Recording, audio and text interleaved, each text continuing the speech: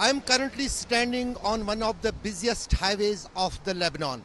This is the coastal line highway which connects Beirut city with the southern parts of the Lebanon.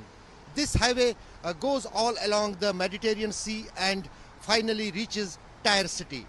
But on Sunday afternoon, IDF bombed one of the bridges, Kasamia Bridge, on the highway and made the highway now partially defunct because now the supplies and the people and the vehicles could not reach South Lebanon. This was a kind of strategy for which for last many days the IDF was working at how the supply line for the Hezbollah as well as for all the NGOs working with Hezbollah could be cut off. Finally on Sunday afternoon, this highway has been now no more for vehicular traffic towards the southern Lebanon.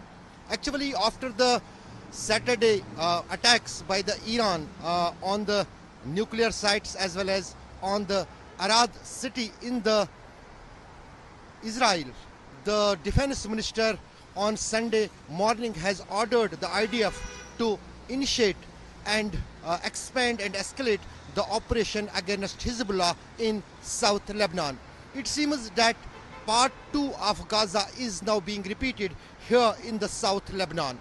As we have earlier seen during last 2 years, first the areas were evacuated in the Gaza, then bombed, and finally then ground invasion was made by the IDF in Gaza. Same is being repeated here in the southern Lebanon, where first of all the people had been told to evacuate from their villages almost all 20 kilometers from the northern border of Israel. Then the targets of Hezbollah were attacked, and finally the area has now been cut off from the rest of country. During the coming days, we will see that the IDF will make the ground invasion in the South Lebanon, for which they are planning and working for last 3 weeks. Ashrafani, Find Ya Today on Beirut Tyre Highway in South Lebanon.